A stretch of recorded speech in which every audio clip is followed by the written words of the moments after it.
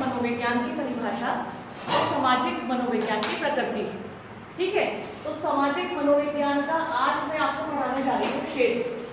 तो एक बात ध्यान रखना बच्चों, सामाजिक मनोविज्ञान मैंने क्या बताया था शालिनी? बैठ के बता दे। एक दूसरे के साथ संबंध और व्यवहार का अध्ययन, वैज्ञानिक अध्ययन। Very good. तो सामाजिक मनोविज्ञान जो था, सामाजिक मनोविज्ञान व्यक्ति का और समाज के संदर्भ में वैज्ञानिक अध्ययन के लिए किया जाता है।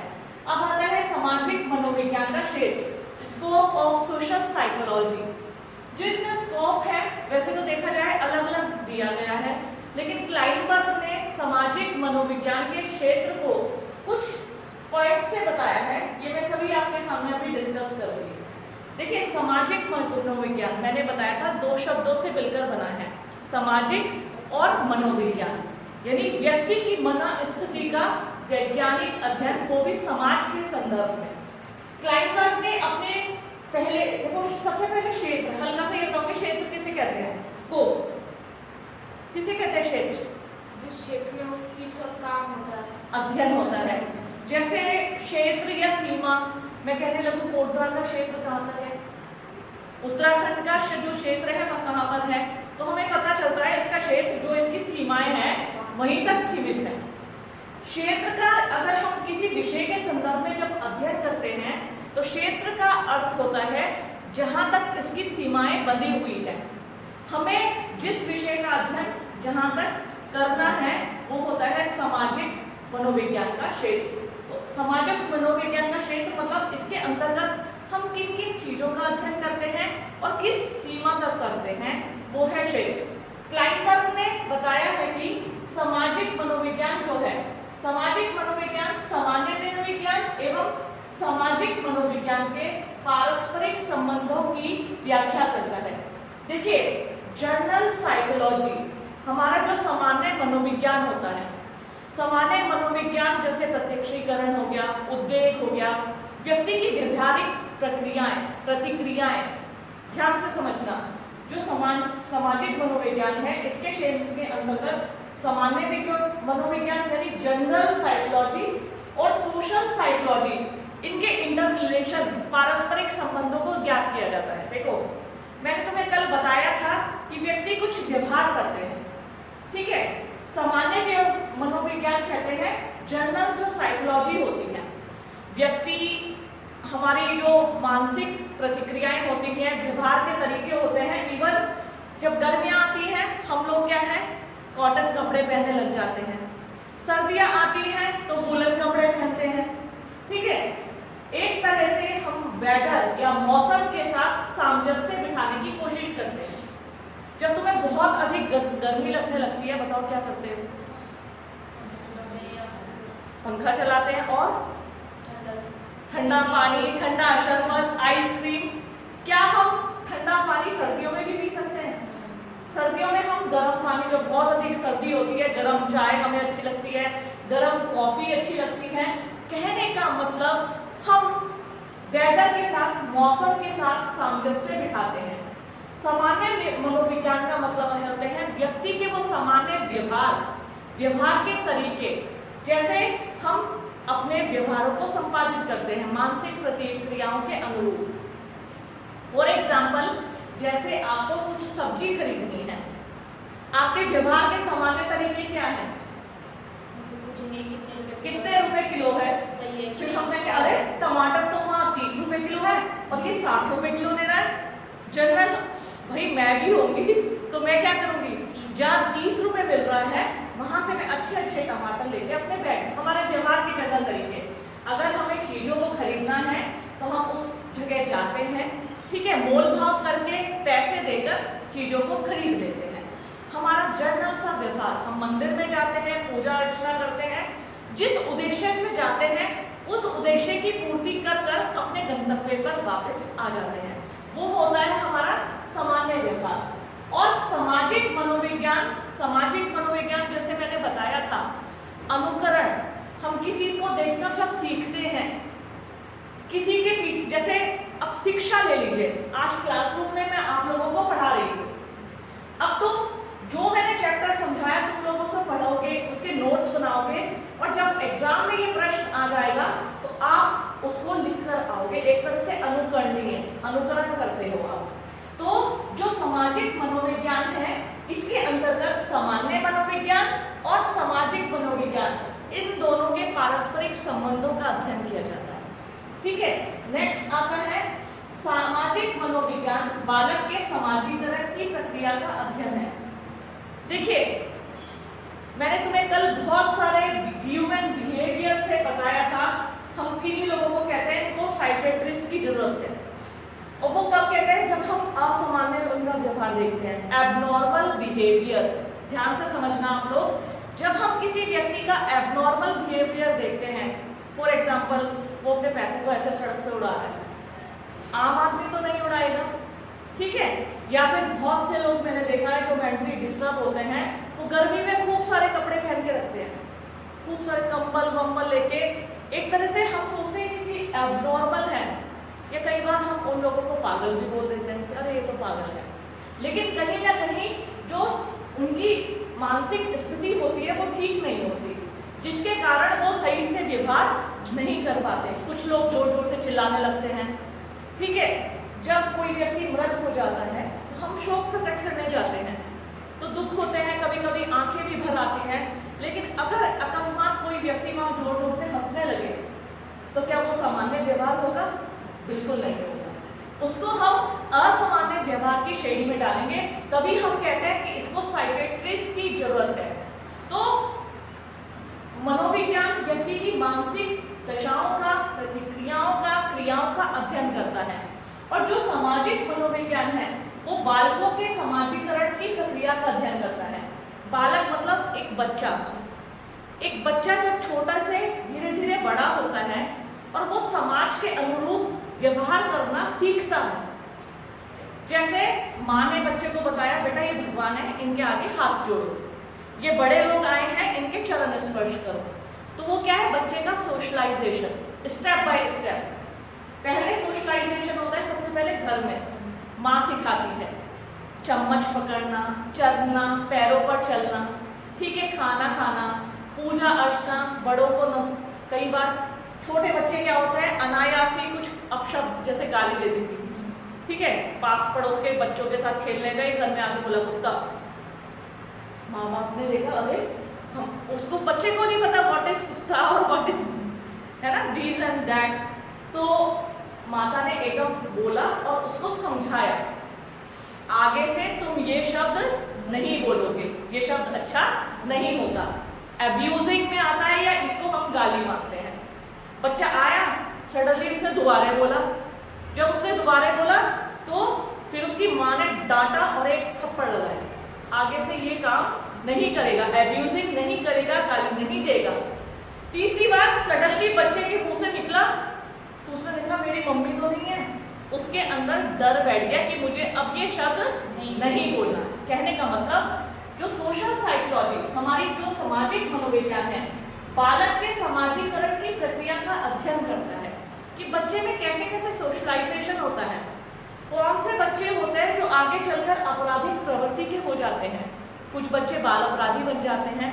तो क्या कारण है? क्या उनका समाजीकरण ठीक से नहीं हुआ है? कुछ बच्चे हम देखते हैं वो बहुत इंटेलिजेंट हो जाते हैं, पढ़ने लिखने में बहुत अच्छे, लिखने में अच्छे, और उनको सब चीज जल्दी से मेमोराइज हो जाती है। तो कहने का मतलब ये है, जो सामाजिक मनोविज्ञान है, बालकों का या व्यक्तियों के, सिर्फ बालकों का नहीं, व्यक्ति के समाजीकरण का अध्ययन करता है कि कैसे कैसे उनका सोशलाइजेशन होता है, वो सामाजिक मनोविज्ञान के अंतर्गत ज्ञात किया जाता है। ऐसे ही व्यक्तिक एवं सामूहिक अंतरों का अध्ययन। देखो, व्यक्तिक व्यवहार और सामूहिक व्यवहार, व्यक्ति और सामूहिक जितने भी वो होते हैं संवादित, उनके बीच क्या अंतर होते हैं? देखिए, व्यक्तिक क्रिया होती है और सामूहिक क्रिया। तो सीधे साधे शब्दों में अगर मैं तुम्हें बताऊं, एक व्यक्ति के द्वारा किए जाने वाले कार्य व्यक्तिक कार्य। ध्यान से समझो, ये बहुत कठिन शब्दावली नहीं है। व्यक्तिक एवं सामूहिक क्रिया की यदि हम बात करें, तो जो एक व्यक्ति क्रिया कर रहा है, जैसे मैं टूथब्रश कर रही हूँ, पूजा कर रही हूँ, अपना भोजन कर रही हूँ, ये मेरे कार्य हैं जो मुझे स्वयं ही करने पड़ेंगे। लेकिन सामूहिक कार्य, मैं तुम्हें पढ़ा रही हूँ, तुम समूह में पढ़ रहे हो, समूह में परीक्षा दे रहे हो, तो वो सामूहिक। या फिर कई बार हम मिलजुल कर, कई आपदा आई है, मिलजुल कर सहयोग करते हैं। मैंने देखा अभी एक बस गिर गई थी तो लोग आसपास के गांव वाले मिलकर पुलिस और एसडीआरएफ के पहुंचने से पहले सहायता करने लगे। तो वो सामूहिक कार्य जो समूह के द्वारा संपादित किए जाते हैं, इनके बीच जो अंतर होता है उसके अध्ययन भी सामाजिक मनोविज्ञान में किया जाता है। इन दोनों के बीच क्या अंतर है, इसमें व्यक्तित्व में और सामूहिक में।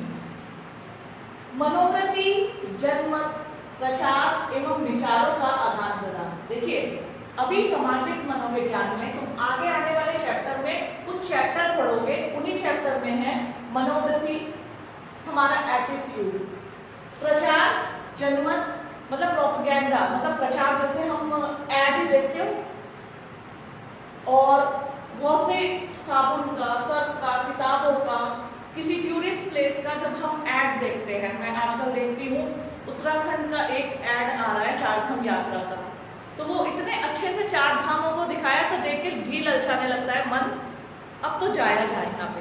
यानी कि सामने वाले व्यक्ति को आकर्षित करना। व्हाट इज प्रचार? प्रचार यही तो होता है कि मैं अपनी बातों से तुम्हें कन्विंस कर लूं, समझा दूं और तुम समझ के उस रास्ते पर चल पड़े। ठीक है, तो सामाजिक मनोविज्ञान में मनोवृत्ति, जनमत, प्रचार एवं विचारों का आदान प्रदान किया जाता है। कहने का मतलब आगे आने वाले चैप्टर्स में भी जो हमारे मनोवृत्ति होती है, एटीट्यूड, हम इनको पढ़ेंगे। हमारा एटीट्यूड, मनोवृत्ति, हमारा पर्सनल इंटरेस्ट तक भी हम हित की बात करते हैं, हित समूह, दबाव समूह, इन सब का अध्ययन सामाजिक मनोविज्ञान में किया जाएगा। ठीक है, कि व्यक्ति किस प्रकार से सोचता है, कैसे विचार उसके मन में आते हैं। कई बार हम कहते हैं ना कि सकारात्मक और नकारात्मक विचार कहते हैं ना, अरे ये तो जब देखो कोई व्यक्ति बस में जा रहा है, अरे हमारी बस नीचे ना गिर जाए, तो ये होते हैं नकारात्मक विचार। ठीक है, हम कहते हैं अरे कितने नेगेटिव सोचते हो, पॉजिटिव सोचो, सकारात्मक रूप से सोचो। तो हमारे विचार, मनोवृत्ति, जनमत, जनमत कहते हैं जनता का मत, जो हम पब्लिक होती है, कई बार किसी चीज को लेकर हम सहमत भी हो सकते हैं और कहीं हमें कुछ चीज अच्छी नहीं लगती तो हम असहमत होते हैं। कहीं आरक्षण बिल आया, नेशनल एजुकेशन पॉलिसी आई, इसी प्रकार से बहुत सारी सरकार की नीतियां आती रहती हैं जिनमें जनता सहमत भी होती है और कुछ लोग असहमत भी होते हैं। तो जनमत कहते हैं जनता का मत, जनमत जनता का मत। तो मनोवृत्ति, जनमत, प्रचार एवं विचारों का आदान प्रदान किसमें किया जाता है? सामाजिक मनोविज्ञान में। हम किस किस चीज का अध्ययन करेंगे? हम सामाजिक मनोविज्ञान में अध्ययन करेंगे सामान्य मनोविज्ञान का, सामाजिक मनोविज्ञान का। बच्चों के अंदर सामाजिकरण जब होता है तो क्या उसकी प्रतिक्रियाएं होती हैं, उसका अध्ययन करेंगे। व्यक्तिगत और सामूहिक प्रक्रियाओं का अध्ययन करेंगे। इसी प्रकार मनोवृत्ति, जनमत, प्रचार और विचारों का, इनका भी आदान प्रदान या इनका समाज के साथ क्या संबंध है, उनका अध्ययन किया जाएगा। विभिन्न समूहों के बीच अंतःक्रियाओं का अध्ययन। बहुत सारे ग्रुप्स होते हैं, उन ग्रुप्स के बीच जो इंटरेक्शन होते हैं, अंतःक्रियाएं होती हैं, उनका अध्ययन भी सामाजिक मनोविज्ञान में किया जाता है। अब आप देखिए राजनीतिक पार्टीज होती हैं, राजनीतिक दल, ठीक है। इसी प्रकार से अगर हम देखें बहुत सारे समूह होते हैं। समूह जाति के रूप में भी हो सकते हैं, धर्म के रूप में भी हो सकते हैं, महिलाओं का समूह भी हो सकता है, इवन शिक्षकों का भी समूह होता है, डॉक्टर का समूह होता है। तो विभिन्न जो समूह होते हैं उनके बीच इंटरेक्शन कैसे होता है, जैसे C.H. फूले ने हम समूह और बाह्य समूह, प्राथमिक समूह और द्वितीयक समूह, तुमने फर्स्ट ईयर में पढ़ा होगा इन सबको, उसके बारे में विस्तार से पढ़ाया था। मुझे बताएंगे प्राथमिक और द्वितीयक समूह किसे कहते हैं? कुछ याद है? Primary group and secondary group. देखो प्राइमरी ग्रुप जिसके हम सदस्य जैसे हैं, प्राथमिक समूह चाहे हमारा परिवार हो गया, पड़ोस हो गया, हमारे रिश्तेदार, आस पड़ोस जिनको हम जानते हैं, हमारे आमने सामने के संबंध होते हैं। द्वितीयक समूह जिनको हम जानते नहीं हैं, हम उसके सदस्य नहीं होते हैं, मतलब आमने सामने के संबंध नहीं होते हैं, लेकिन हम उससे जुड़े रहते हैं। जैसे कोटद्वार एक बहुत बड़ा समूह है, हालांकि हम पूरे कोटद्वार वासियों को तो नहीं जानते हैं। तो इस प्रकार विभिन्न समूहों के बीच होने वाली अंतःक्रियाओं का अध्ययन भी सामाजिक मनोविज्ञान में किया जाता है। जैसे फॉर एग्जाम्पल तुम्हें बताऊं, अगर ऐसा क्यों किया जाता है विभिन्न समूहों के बीच। देखो, कुछ समूहों के विचार और आचार अलग होते हैं, कुछ के अलग होते हैं। हम कई बार सांप्रदायिक दंगे देखते हैं। अभी रिसेंटली मैंने देखा हनुमान जयंती थी, तो मैंने हरिद्वार की एक न्यूज देख रही थी। न्यूज सकारात्मक नकारात्मक दोनों होती है, ठीक है। तो मैं देख रही थी हनुमान जयंती में कुछ मुस्लिम लोगों ने फूल बरसाए। तो सामूहिक विचारधारा उनकी मतलब एक दूसरे को प्रोत्साहित करने की थी।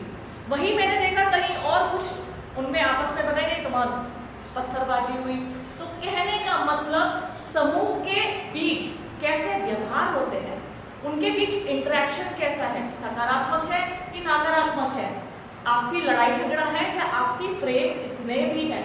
तो इनका अध्ययन सामाजिक मनोविज्ञान में किया जाता है, ठीक है।